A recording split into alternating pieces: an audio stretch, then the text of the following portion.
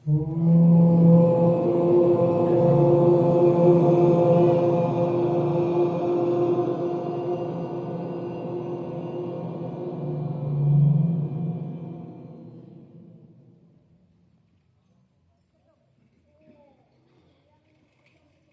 आश्रम के अपने कुछ कर्तव्य होते हैं। तो इन लोगों ने हमें बताया कि यहाँ जो उपस्थित रहेंगे ये सब गृहस्थी हैं। तो गृहस्थ आश्रम का जो मुख्य कर्तव्य होता है,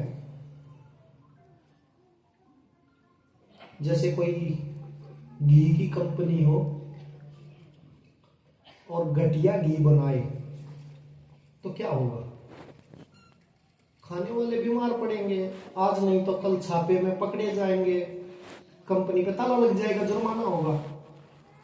कोई शहद की कंपनी हो, नकली दूध की हो, या कोई घटिया कैमरा बनाए, धीरे धीरे कंपनी बैठ जाएगी, बिकने बंद हो जाएंगे।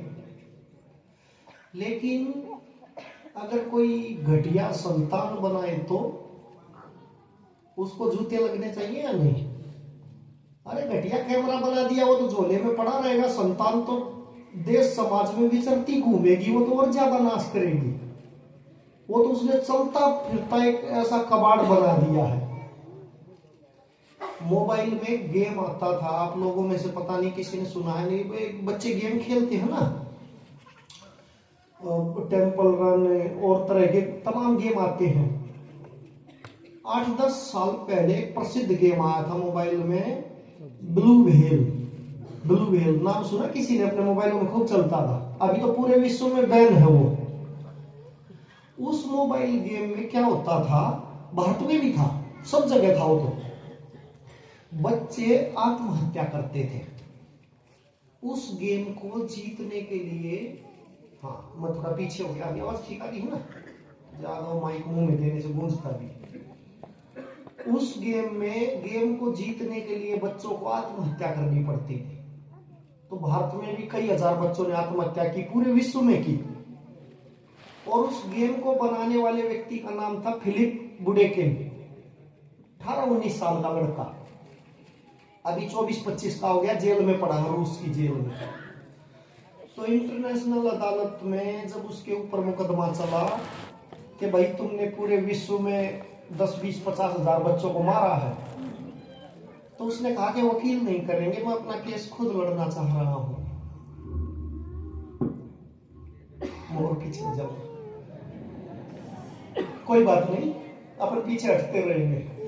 तो ये कह रहा, उसने ये कहा कि वकील नहीं करूंगा, मैं अपना मुकदमा खुद लड़ूंगा।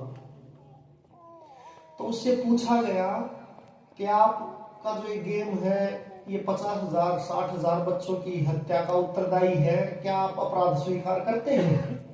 तो उस व्यक्ति ने कहा कि नहीं, मैं अपराध तब स्वीकार करूंगा, ये जो विश्व के मान्य जज यहाँ बैठे हैं, इंटरनेशनल कोर्ट, वैश्विक अदालत में मेरे पर मुकदमा चल रहा है, ये बताएं कूड़े की परिभाषा।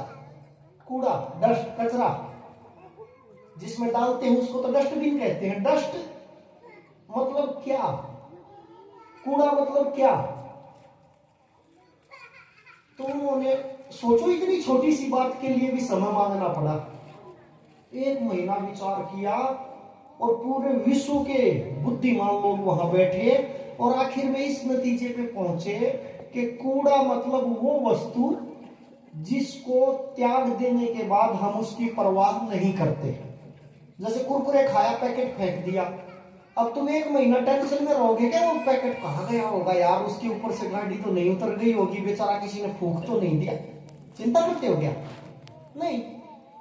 पानी पिया, बोतल फेंक दी, चिंता करते हो क्या इस बोतल के साथ क्या होगा? कूड़ा मतलब ऐसी कोई चीज जिसको एक बार हमारे हाथ से वो त्याग दी गई, उसके बाद हम उसकी परवाह नहीं करते।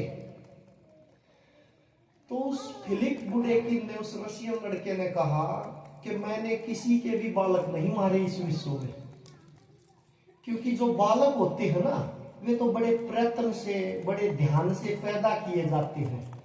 उनकी एक एक एक्टिविटी पे माँ बाप निगाह रखते हैं। मेरे गेम से जो मरा है वो तो कूड़ा था, मैंने इस विश्व का कूड़ा साफ किया है। क्योंकि जिस माँ बाप ने बच्चा अंदर से निकाल के बाहर समाज में फेंक दिया, उनको पता ही नहीं कि उनका बच्चा मोबाइल में क्या चला रहा है, क्या देख रहा है, और वो चलाता चलाता आत्महत्या तक पहुंच गया और माँ बाप को पता भी नहीं चला। तो मैं अपराधी नहीं हूं किसी भी हत्या का, क्योंकि कूड़ा साफ करना कोई अपराध नहीं। तो गृहस्थ आश्रम की जो नींव, मूल है, वो है उत्तम संतति। चंडीगढ़ के पास एक जगह है मनाली। पहले हम बहुत व्याख्यान करते थे, इधर उधर आते जाते रहते थे। मनाली में गए थे तो वहाँ इनकम टैक्स कमिश्नर साहब और कुछ एसडीएम आदि, ऐसे प्रोग्रामों में बड़े अफसरों को बुला लिया जाता। वो कहती थी ताकि उससे ये लगे कार्यक्रम बढ़िया है। अरे वे बेचारे वहां शासन का काम कर लेते अपने ऑफिस में, इतना बेकार कार्यक्रम रहता, उनका भी 1 घंटा खराब कर दिया। उनको बेचारों को सोफे पे बैठ के मुस्कुराना भी पड़ता है, क्योंकि आगे बैठा लेते हो, क्या करें।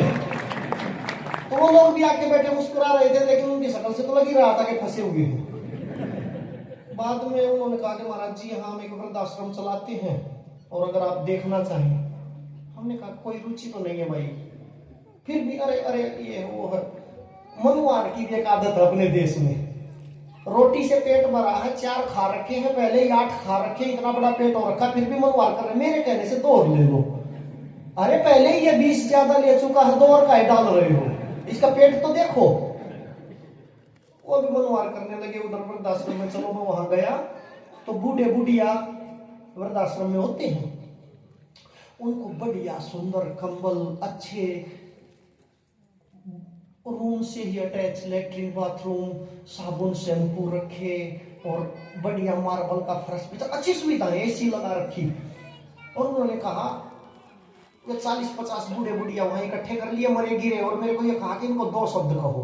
मैंने कहा 2 में तो पेट नहीं भरेगा, इन पापियों को तो ज्यादा कहना पड़ेगा। तब उनके चेहरे का रंग उतरा कि अरे ये तो गलत बाबा को यहां पकड़ लाए। हमने कहा कि देखो सनातन में सदा से 4 आश्रम होते आए हैं, ब्रह्मचर्य आश्रम, गृहस्थ आश्रम, वानप्रस्थ आश्रम, संन्यास आश्रम। ये आरामजादे बूढ़े बुढ़िया वे लोग हैं जिन्होंने सनातन में 5वां आश्रम पैदा कर दिया, वृद्धाश्रम। इन्होंने इतनी घटिया संतान पैदा की है, ताली बजाने की बात नहीं है, डूब के मर जाने की बात है असल में तो। लेकिन डूब के मरने की बात पे जब जनता बेशर्म हो जाती, क्योंकि उन्होंने भी अपने ऐसे ही पैदा कर रखे, तो फिर हंस भी सकते। सुनो, हमने कहा कि अगर बस चले सरकार का या धर्मसभा का, इनको नंगे करके सुबह शाम कोड़े लगवाओ ताकि समाज के लिए सबक बने। इन्होंने इतनी घटिया, निर्लज और निकृष्ट संतति पैदा की जो देश और धर्म की तो कहां होगी, वो अपने माँ बाप की भी नहीं है। इनको उठा के वृद्धाश्रम में फेंक गई।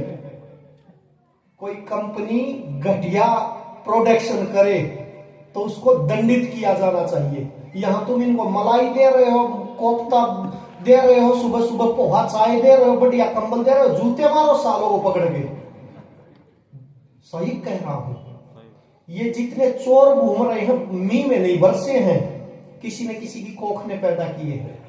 ये जितने हत्यारे घूम रहे हैं मी में नहीं बरसे हैं, मेंढकों की तरह, कान खजूरों की तरह ईंट के नीचे पैदा नहीं हुए हैं, किसी के घर में हुए हैं। तो मेरे भाई बहनों, अपना आधार स्तंभ गृहस्थ जीवन का, बाकी सारी बातें हवा हवाई हैं, मिलके रहना चाहिए, आपस में स्नेह होना चाहिए, अरे ये सब बकवास है। तुम लोगों का एक ही काम है, इस राष्ट्र को उत्तम संतानें देना, और अगर वो तुम नहीं दे पा रहे हो तो फिर कैसी भी मिश्री जैसी वाणी बोल रहे हो, तुम्हारे मुंह पे ज्यादा से ज्यादा चींटी आगे लग जाएगी, लेकिन देश धर्म का कोई भला नहीं होगा। उत्तम संतान, और उत्तम संतानों के लिए सनातन में 16 संस्कारों का विधान है। कितने? बोलो, मुंह से तो बोल दो, 16। ठीक है। उस 16 में एक संस्कार है, वो तो लठ के जोर पे कर देते क्योंकि वो दूसरे करते हैं। अंतिम संस्कार कि भैया मर गया तो उठ फूंका वो भी सो। बाकी 15 में उतनी रुचि नहीं लेते। 16 में इसलिए लेते कि वो दूसरों को करना है, भैया घर में कब तक पड़ा रखेगा व्यक्ति को।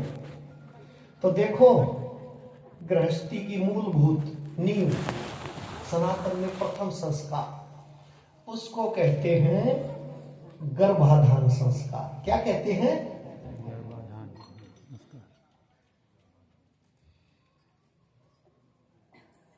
अब इसको तुम्हारा सौभाग्य कहूं या दुर्भाग्य? सौभाग्य तो ये है कि मैं अच्छी बात बताने आया था, दुर्भाग्य ये है कि 15 मिनट पूरी हो गई।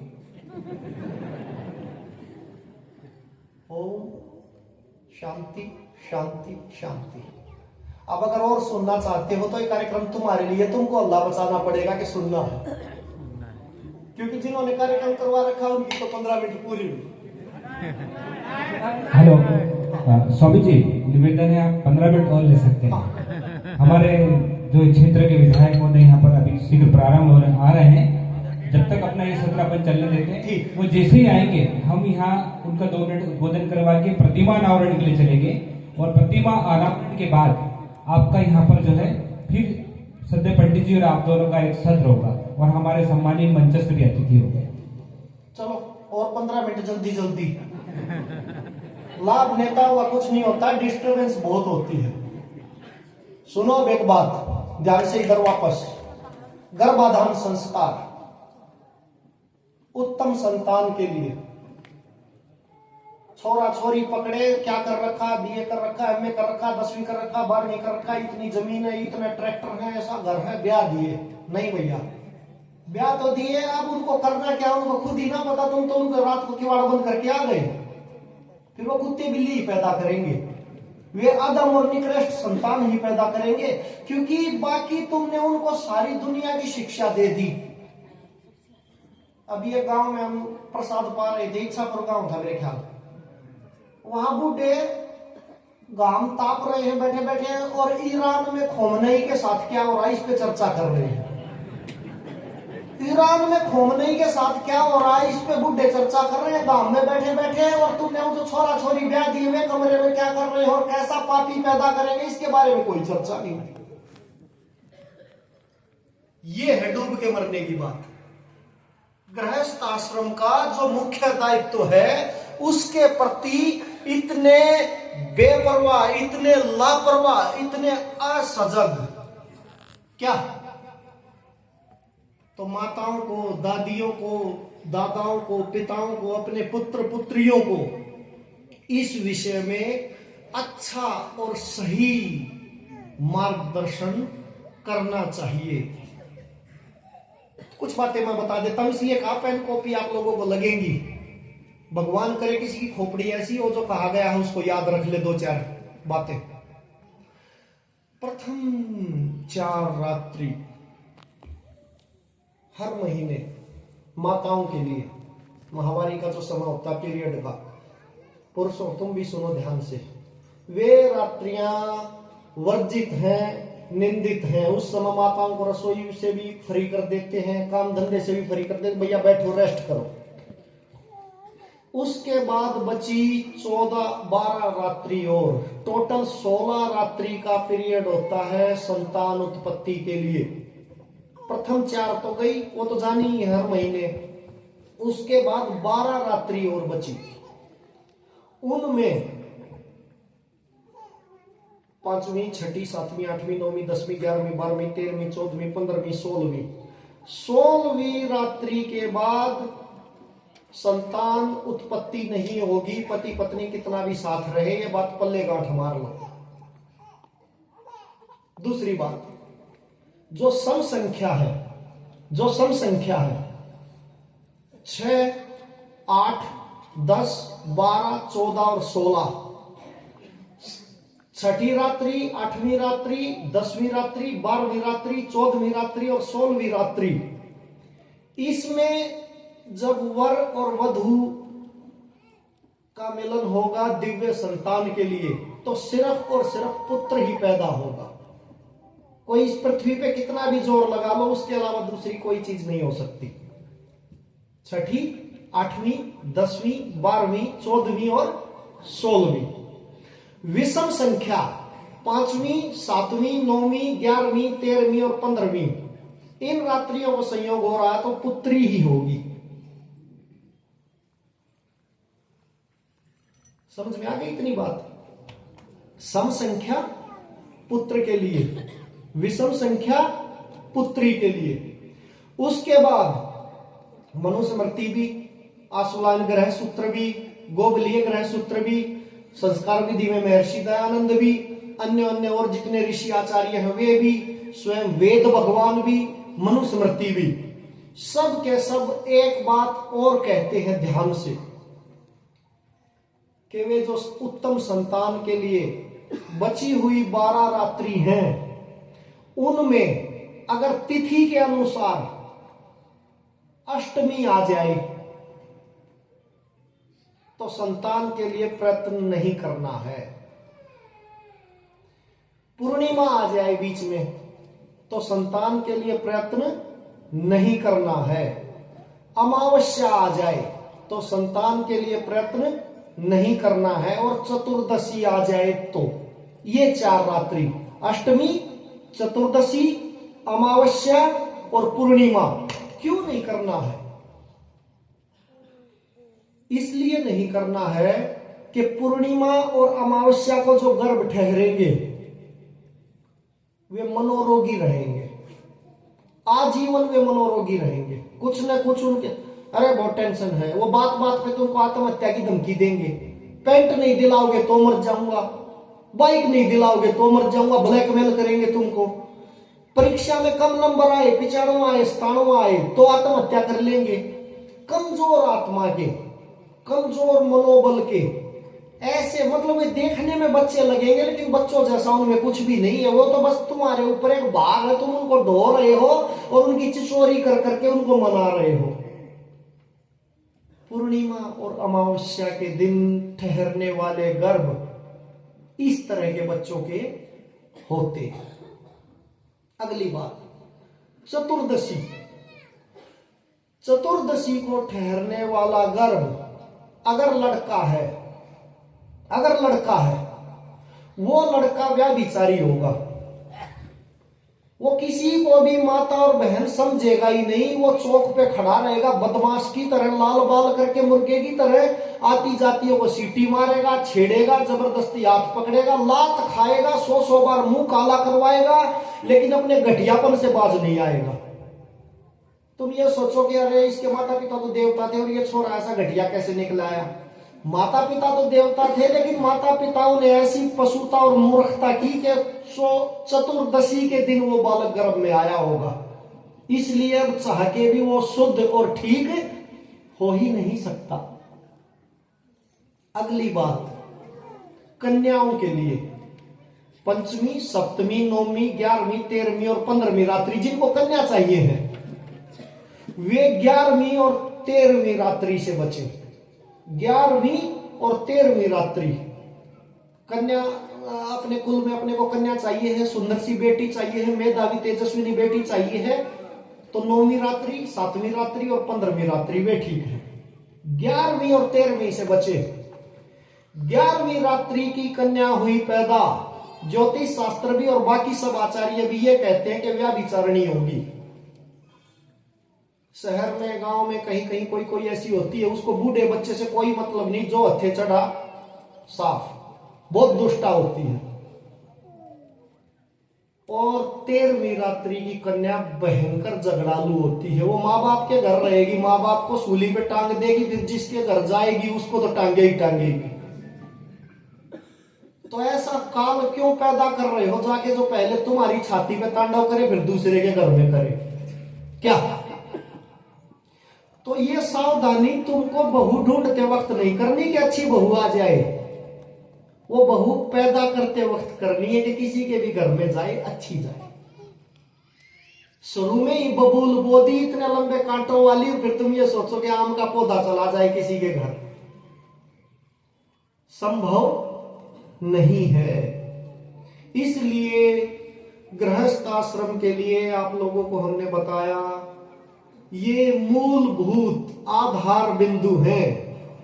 जिन बच्चों की अभी शादी होनी है, नहीं हुई बेटे बेटियों की, या जिनकी हो गई, या जिनके पुत्र पुत्रियां हो गए, इन शिक्षाओं को कभी भी भूलना मत। और शर्म की कोई बात नहीं है, माताएं अपनी बेटियों को, पिता या पुरुष या मित्र अपने बेटों को बता सकते हैं, समझा सकते हैं, ताकि जितना सत्यानाश अब तक हुआ हो चुका, आगे ना हो। अपने कुल में कोई कुल कलंक ना हो, बेटी के रूप में या बेटे के रूप में। अपने कुल में कोई ऐसा ना हो जो पांचवा आश्रम की नींव रख दे। ब्रह्मचर्य, गृहस्थ, वानप्रस्थ, संन्यास, ये 4 आश्रम तो सनातन में होते आए। हम कोई ऐसा राक्षस ना पैदा कर दे कि वो 5वें आश्रम की नींव रख दे और उठा के हमको वृद्धाश्रम में डाल दे। इसके लिए आप लोगों को शुरुआत से सोचना पड़ेगा प्रथम। और अपने बच्चों को अविवेकी और अज्ञानी ब्याह में खर्च कर दिए 50 लाख, सोना चढ़ा दिया, कपड़े दे दिए, बारातियों को 1-1 सोने का सिक्का दे दिया, किसी काम नहीं आएगा। क्योंकि वे जो 2 मूर्ख तुमने इकट्ठे करके रात को कमरे में बंद कर दिए, वे पता नहीं कैसा कंस जैसा राक्षस पैदा कर देंगे, वे पता नहीं कैसा चोर उचक्का पैदा कर देंगे, वे पता नहीं कैसा घटिया जीव पैदा कर देंगे। उनका पैदा किया हुआ अगर डॉक्टर बन गया तो लोगों की किडनियां ही चोरेगा। उनका पैदा किया हुआ इंजीनियर बन गया तो नेताजी फीता काटने पहुंचेंगे, उससे पहले पुल गिर जाएगा। उनका बना हुआ बच्चा नेता हो गया तो इस देश को ही बेचेगा। उनका बच्चा फौजी बन गया तो वहां 500,000 रुपए लेकर आतंकवादी को वहां सीमा पे घुस दे देगा। कारण प्रथम संस्कार में भयंकर गड़बड़ी और उसका बोध ना होना। तो फिर तुम कितनी भी 1-1 सप्ताह की भागवत की कथाओं में यहाँ ढोलक बजता रहेगा, उधर तुम गोल गोल घूम के नाचते रहो, उससे कल्याण नहीं होगा। क्योंकि संतान सत्यानाशी पैदा कर ली, उसका पता ही नहीं था। हमारे पास पकड़ के लाओगे कान, ये देखो महाराज समझता नहीं। अरे समझेगा कहां, तुमने वो पैदा ऐसा कर दिया शुरुआत में। तो उसने, उस रशियन व्यक्ति ने क्या कहा? उसने ये कहा कि मेरे गेम से एक भी किसी का बच्चा नहीं मरा है, कूड़ा साफ हुआ है। कूड़ा, इसलिए सजग हो जाओ हे गृहस्थों, सजग हो जाओ। ऐसा कूड़ा पैदा करके रोड पे मत छोड़ देना जो चलता हो, बोलता हो, हंसता हो, दिखता हो मनुष्य जैसा, और पता नहीं वो क्या कांड कर गुजरेगा। समझ रहे हो? ये दायित्व तुम्हारे ऊपर है, गृहस्थों के ऊपर है। हम यहां बैठे हैं, हमारे माता पिता कोई सदगृहस्थी होंगे और उनको पता भी नहीं होगा, लेकिन धोखे से उनसे अच्छी रात्रि चुनी गई और उन्होंने एक अच्छा तेजस्वी सन्यासी पैदा किया। मेरी जगह एक चोर भी पैदा कर सकते थे, एक व्यभिचारी झूठा भी पैदा कर सकते थे। क्या जननी जने तो एक जने, संत जने या सूर, वरना तो फिर बांझ बली क्यों खोवे अपना नूर। जननी है तो भाई साधु जने, सूरमा जने। कहां का सूरमा? अभी तो चूहा देखते ही तो मम्मी और बेटा दोनों बेड पे, मम्मी चूहा, कॉकरोच। अरे इस पृथ्वी पे भारत ने ऐसे ऐसे वीर दिए हैं, पकड़ के सिंहों के जबड़े फाड़ देते थे, शेरों से लड़ जाते थे। और वहां जननियां, ऐसी संतानें जन रही हैं जो कॉकरोच और चूहों से डर के बेड पे चढ़े हुए हैं विद मम्मी। ये डूब के मरने की बात है। समझ रहे मैं क्या कह रहा हूं? थोड़ा अभी तो तुमको ये लगेगा कि अरे वो थोड़ा ज्यादा हो गया, लेकिन ज्यादा नहीं है। ये तुम्हारी आंख खोलने के लिए है। अगर इससे आंख खोल लोगे तो कल्याण, नहीं तो भैया तुम दुख भुगतोगे, तुम्हारी संतति दुख भुगतेंगी, और ये बेचारा भागा देश तो दुख भुगतेगा ही भुगतेगा। कहां ऋषियों से ये देश, महापुरुषों से ये देश भरा रहता था। अभी दूरबीन लेके ढूंढो तो नहीं मिलते। मठाधीश तो मिल जाएंगे, बड़े बड़े पेट वाले, चूरमा खाने वाले, बादाम घोट के पी रहे हैं, ऊंचा पंडाल लगा के वहां बैठे हैं, कथा कर रहे हैं महाराज, गोल गोल घूम के, उधर माताएं नाच रही हैं। ये सब ड्रामेबाजी तो मिल जाएगी। तपस्वी ढूंढने मुश्किल हो गए, योद्धा ढूंढने तो मुश्किल हो गए, सूरवीर ढूंढने तो मुश्किल हो गए।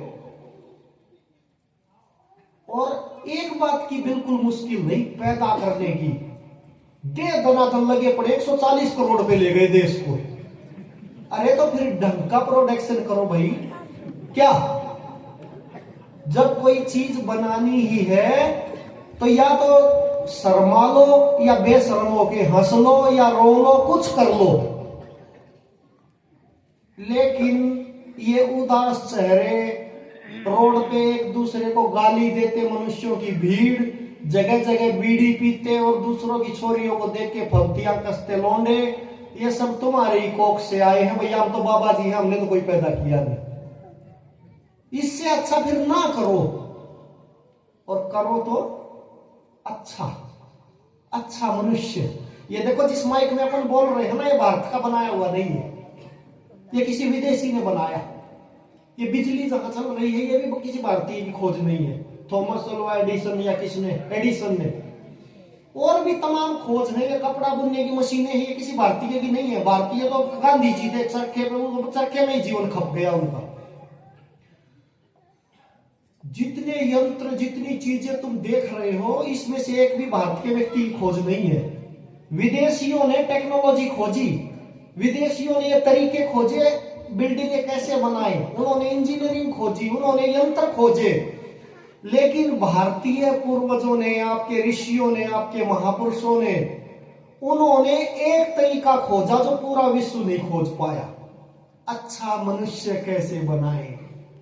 रेल तो बन जाएगी, 1 साल मेहनत करेंगे, रेल के डब्बे बन जाएंगे, इंजन बन जाएगा, जहाज भी बन जाएगा। एक अच्छा मनुष्य बनने में बहुत जोर लगता है, और वो नहीं रहा तो फिर उन जहाजों को भी वे हाईजैक करके बिल्डिंगों में ही टकराएंगे, लोगों को ही मारेंगे। गन भी बनेगी तो सुरक्षा की जगह उससे हत्या ही करेंगे, चाकू भी बनेगा तो उससे गले ही रेतेंगे।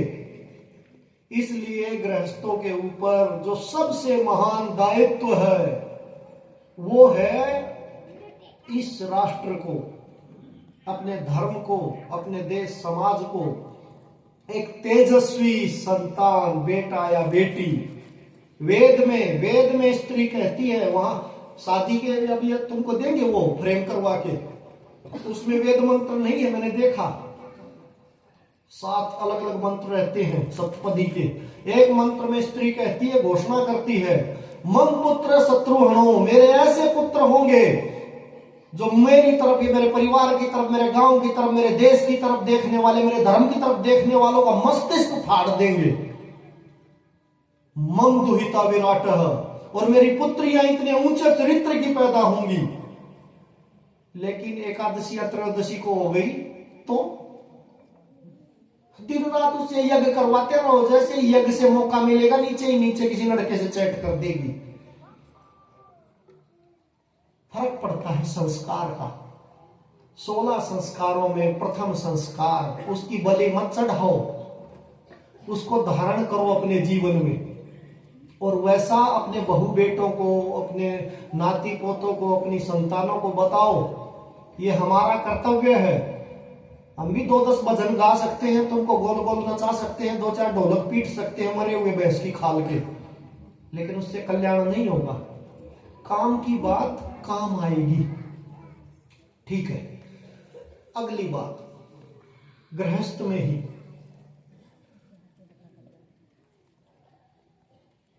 ये जो भाई हमको यहाँ लेके आया, ये आते वक्त पूछ रहा था कि बहुत बेटे बेटियां ऐसे हैं भाई जिनको अभी बच्चे होने की बहुत समस्या है, होते ही नहीं। अरे चलो बुरे कर दे, राक्षस कर दे, लेकिन बुरे भी नहीं हो रहे, हो ही नहीं रहे, घूम रहे डॉक्टरों के चारों तरफ। ध्यान रखो, वो जो मैंने अष्टमी तिथि छुटवाई थी, कौन सी तिथि? अष्टमी। उन 16 रात्रियों में भूल कर भी अगर अष्टमी तिथि को बच्चे पैदा होंगे, अगर लड़के पैदा हुए तो नपुंसक और हिजड़े पैदा होंगे, लड़की पैदा हुई तो हिजड़ी और बांझ पैदा होंगी। वो पूरा जिंदगी ससुराल में तो गाली खा रही है कि बांझ है, असल में गाली उसकी माँ और बाप को मिलनी चाहिए थी, वो उन्होंने पैदा की, उन्होंने वो अष्टमी को पैदा की। समझ रहे हैं? जैसे किसी ने माइक लगा रखा है और मैं वहां खेत में जाके मिर्च वाले को गाली देने लगूं, कि तरह से माइक ढंग से नहीं लगता। अरे मिर्ची वाले का क्या दोष, ये तो माइक वाले का दोष है। तो वो जो बेचारी बांझ घूम रही है उसका दोष नहीं है ये, उसके माता पिता को पता ही नहीं था, वे तो पशु थे, उन्होंने बस घर देखा, जमीन देखी और रिश्ता तय कर दिया और एक कमरे में बंद कर दिए। उसका नतीजा है वो अभागी औरत अपने माँ बाप के कुकर्म का, उनके अज्ञान का, उनकी दुष्टता का फल बेचारी बांझ होकर भुगत रही है। और लड़के, भारत में नए पुल बन रहे हैं, नई ट्रेन की लाइन बिछ रही है, नई सड़कें बन रही हैं, जगह जगह आजकल सार्वजनिक शौचालय ये भी बनने लगे, पहले तो खुले में शौच में जाते थे। एक बात देखना नोट करके तुम सब लोग, जहां भी किसी नए पुल पे जाओ, नई दीवार पे जाओ, नई सड़क पे जाओ, वहीं ये लिखा मिलेगा गुप्त रोगी मिले। और किसी चीज में तो देश विश्वगुरु बने या ना बने, लेकिन गुप्त रोगियों में तो विश्वगुरु जरूर बन गया। कोई सड़क, कोई चौराहा, कोई पेशाब घर छोड़ा ही नहीं है, कोई बस, कोई ट्रेन जहां इसके पोस्टर ना लगे हो। इसका मतलब कहीं ना कहीं तुम्हारे बेटे भी वैसे ही हो गए हैं। अगर वे ऐसे नहीं होते तो ऐसे पोस्टर क्यों लगते? तो देखो भाई, फिर से मैं ये कह रहा हूं, तुम लोगों ने 15 मिनट और मांगी थी, उन 15 मिनटों में मैंने फिर से ये बात बताई, गृहस्थ आश्रम मीठी मीठी बातों से काम नहीं चलेगा, गोल गोल घूमने और नाचने और राधा राधा करने से भी काम नहीं चलेगा। प्रभु श्री राम का भजन कर लिया, ठीक है, वो चित्त को तो पवित्र करेगा, लेकिन प्रभु श्री राम तो अपने माँ बाप को तार गए। तुम भी तो अपने घर में वैसा बेटा करके देखो क्या? उसके लिए थोड़े जागरूक हो जाओ। 6ठी, 8वीं, 10वीं, 12वीं, 14वीं, 16वीं रात्रि, इसमें एक बात का ध्यान रखें, 6ठी, 8वीं, 10वीं के जो संतान पैदा होती हैं वे हर महीने और हर साल बीमार रहती हैं, पूरा जिंदगी सारा उनकी कमाई बीमारी में ही जाएगी। और 5वीं और 7वीं रात्रि की जो कन्या होती हैं वे भी किसी न किसी कमर दर्द से, पेट दर्द से, सिर दर्द से बीमार ही रहेंगी। सबसे उत्तम संतान होती है, अगर लड़का है तो 14वीं और 16वीं रात्रि का, और कन्या है तो 9वीं और 15वीं रात्रि की। ये सबसे तेजस्वी होते हैं, सबसे बुद्धिमान होते हैं, सबसे ताकतवर होते हैं। तो उत्तम संतानें दो इस देश को, इस धर्म को। योद्धाओं के खप जाने से कोई देश कभी नहीं खपता है, लेकिन वे पवित्र माताएं, उनकी कोख खप गई ना, फिर देश खप जाता है। उस कोख से फिर वैसी संतानें पैदा ही नहीं होंगी। तो जैसे घी बनाने वाली कंपनी को सजा दी जाए नकली घी बनाने पे, शहद बनाने वाली कंपनी को सजा दी जाए नकली शहद बनाने पे, या और तमाम तरह की ये किसी भी तरह का कोई भी कंपनी घटिया प्रोडक्ट बना रही है तो वो पकड़ी जाती है, छापे में उस पर दंड होता है। तुम लोगों को दंड भी क्या दे फिर? अगर तुम्हारा बेटा चोर निकले आए तो भाग्य को रोने लगोगे, विक्टिम कार्ड खेलने लगोगे कि हाय मेरे कैसे कर्म थे, मेरा बेटा चोर हो गया। तुम्हारे कर्म तुमने शादी के पहले सप्ताह में तय कर लिए थे कि कैसे होने हैं। इसलिए पहले बुढ़ियाओं के पैर दबाने का ऐसे विधान था, या पिंडली से लेकर ऐसे पैर दबाते थे। नई नई बहू आती थी ना तो सारी बुढ़ियाओं का पैर दबाने लगा देते थे, तो उस समय बता देती थी कि देखो ऐसे उत्तम संतान हो, दूध घी के भंडार भरे रहे, फलाना ढिमका, और उसमें वो कुछ, भैया स्वागत है, मूलभूत बातें आप लोगों को बता दी जाती थी। अभी वो वैसी सास नहीं रही है, क्योंकि उसने भी वो जो तुम्हारा पति पैदा कर रखा, वो जैसा तुम झेल रही हो तुम ही जानती हो कैसा कर रखा है। इसलिए सजग हो जाओ,